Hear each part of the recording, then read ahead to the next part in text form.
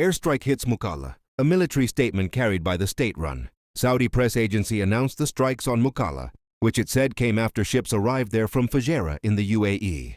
The ship's crew had disabled tracking devices aboard the vessels and unloaded a large amount of weapons and combat vehicles in support of the Southern Transitional Council's forces, the statement said.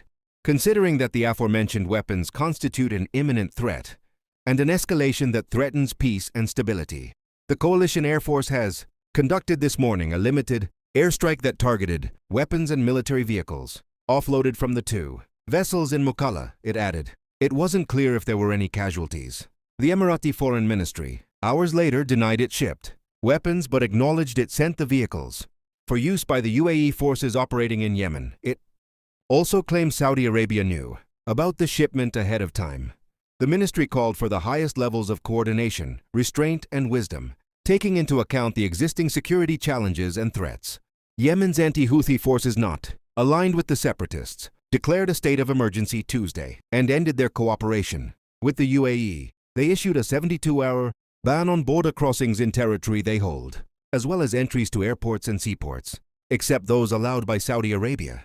It remained unclear whether that coalition, governed under the umbrella of Yemen's Presidential Leadership Council, would remain intact. On Tuesday, December 30, 2025, shows what the kingdom describes as a shipment of weapons and armored vehicles coming from the United Arab Emirates at Mukalla, Yemen.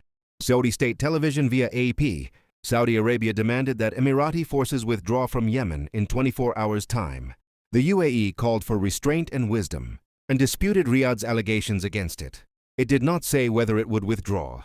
The confrontation threatened to open a new front in Yemen's decade-long war, with forces allied against the Iranian-backed Houthi rebels possibly turning their sights on each other.